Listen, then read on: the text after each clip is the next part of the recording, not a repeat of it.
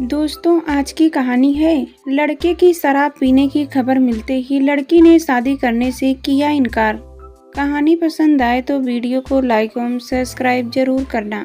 तुम में इतना धैर्य कहाँ से आ गया? 2 दिन हो गए, एक फोन भी नहीं किया।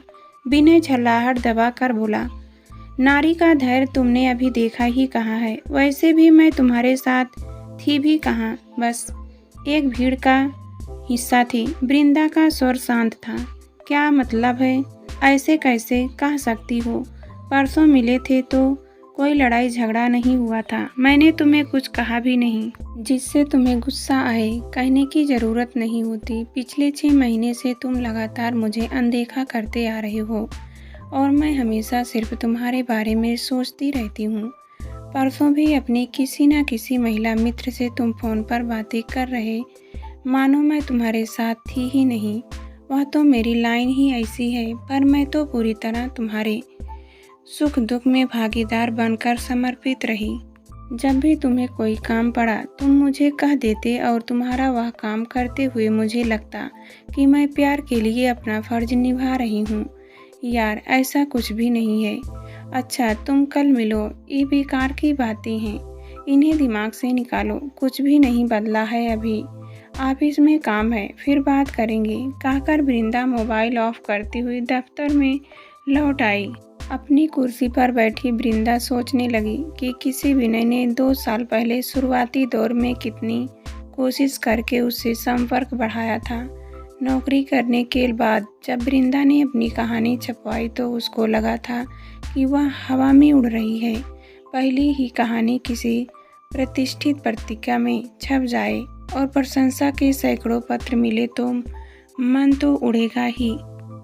बाद में उसकी कुछ और कहानियां छपी तो कुछ पाठकों के फ़ोन भी आने लगे। कुछ तो प्रशंसा के बहाने अपनी रचना पढ़ने का अनुरोध कर देते, कुछ छपी कहानी की समीक्षा विस्तार से करते। उन्हीं प्रशंसकों में से एक विनय भी था। किसी भी अखबार में वृंदा का कुछ छप जाता तो सबसे पहले उसका फ़ोन आता।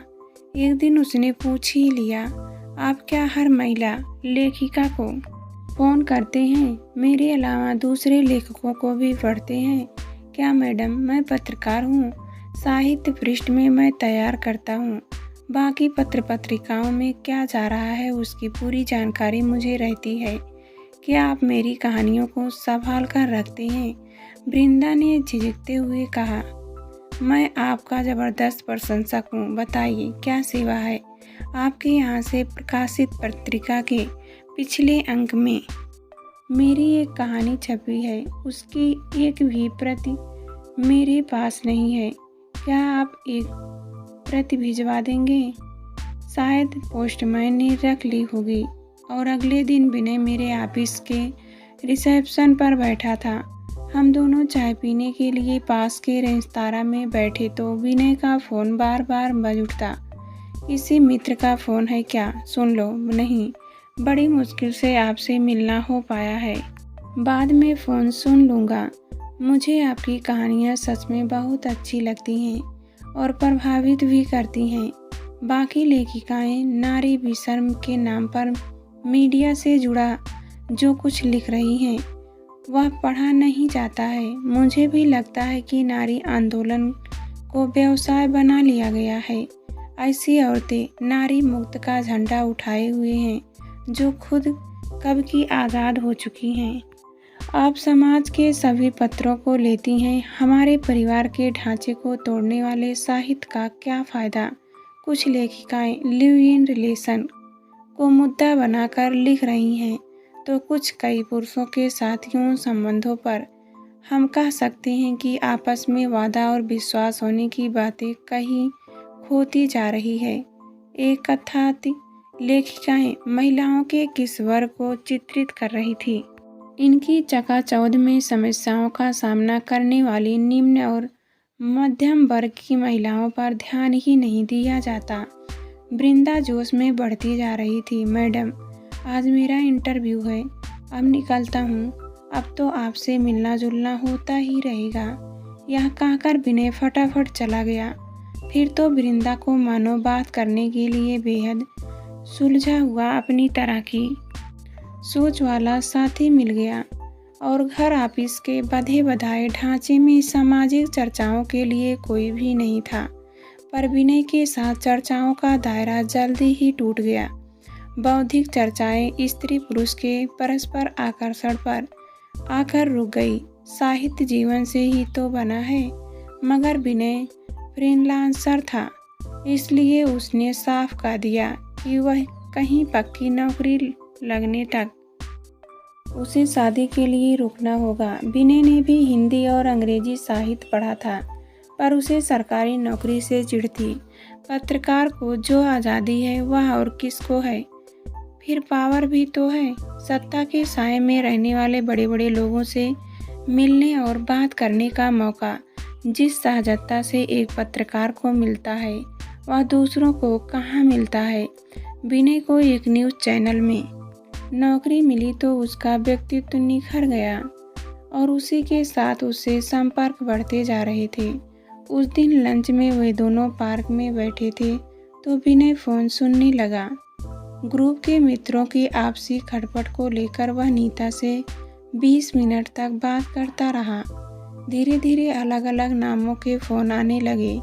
विनय फ़ोन काटता तो तुरंत SMS आ जाता। वृंदा के साथ होने पर भी विनय का ध्यान दूर जाने लगा था। वृंदा को विनय अपने कामों में उलझाए रहता। कभी समीक्षा के लिए लाइब्रेरी से किताब मांगता तो कभी कोलकाता में अपने घर आने के लिए रेल का आरक्षण कराने के लिए वृंदा को कह देता।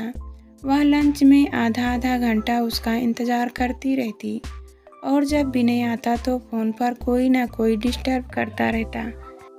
धीरे धीरे वृंदा को लगने लगा कि वह प्यार किसे करती है, विनय को या प्यार कोई धारणा को, जो आदमी अभी से कई लोगों में बटा है। शादी के बाद उससे कैसे निष्ठा की उम्मीद की जा सकती है? फिर तो पूरा परिवार और समाज बीच में आ जाएगा। कभी वह विनय को टोकती तो कह देता, तुम्हारा वहम है, वह मेरी महिला मित्र है, सबसे काम पड़ता है। फिर हमारा दायरा ऐसा है जिसमें पीने पिलाने के लिए पार्टीज चलती ही रहती है। मुझे इन्हीं से चिढ़ है। जहाँ तक शराब की बात है तो हमारे यहाँ इसे कोई पसंद नहीं करता। फिर औरतों का शराब पीना तो हम सोच भी नहीं सकते। तुम अपनी मध्यवर्गीय सोच से बाहर निकलो। सबकी अपनी अपनी ज़िंदगी है। मैं तो काम ही पीता हूँ, पर ग्रुप में सब लोग मुफ्त की देखकर इतनी पी लेते हैं कि उनके लिए घर लौटना मुश्किल हो जाता है। देखो विनय, अगर तुम शराब नहीं छोड़ोगे तो हम शादी भी नहीं कर सकते। रहना तो मुझे पत्रकारिता की दुनिया में ही है। तुम अपने माता पिता को समझाओ ना कि शायद पीने वाला हर आदमी बुरा नहीं होता है। मुझे मत समझाओ। मैंने सदियों में शराब पीकर लोगों को हुड़दंग करते देखा है। बीवी को पीटते लोग भी देखे हैं। हमारे एक रिश्तेदार की मौत शराब पीने के बाद छत से गिरकर हो गई थी।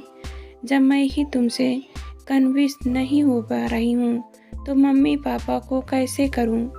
हम दोनों की ज़िंदगी और हमारे मूल्यांकन का तौर तरीका बिल्कुल अलग है।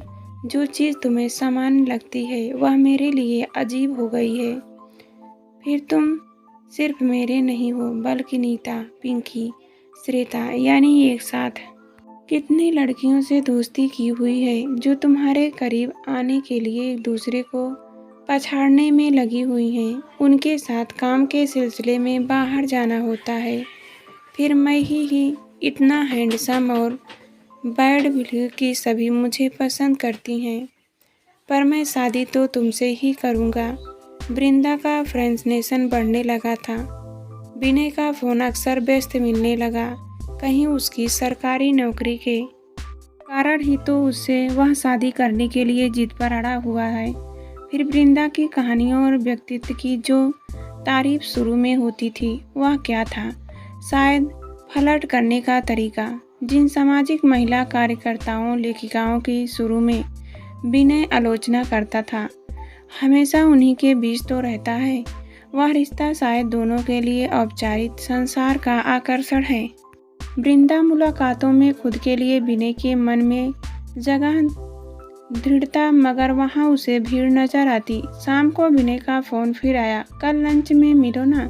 नाराज़ क्यों हो? नाराज़ नहीं हूँ, पर मुझे नहीं लगता कि हमें शादी करनी चाहिए। ऐसी ज़िंदगी का क्या फ़ायदा जिसमें मैं तुम्हारे लाइफ स्टाइल की आलोचना करती रहूं और तुम मेरे अपनी लाइफ स्टाइल की ही। किसी लड़की से शादी कर लो। मैं भी अपने रिश्ते के बारे में सोचते सोचते थक गई हूँ। कोई रास्ता तो निकलेगा ही। ध्यान से सोचो, जल्दबाजी में कोई फैसला मत लो। नहीं, मैं तुमसे जितना प्यार करती हूँ उतना तुम मुझसे कभी भी नहीं कर पाओगे। हमेशा मैं ही समझौता करती हूँ और तुम पूरा ध्यान न दो।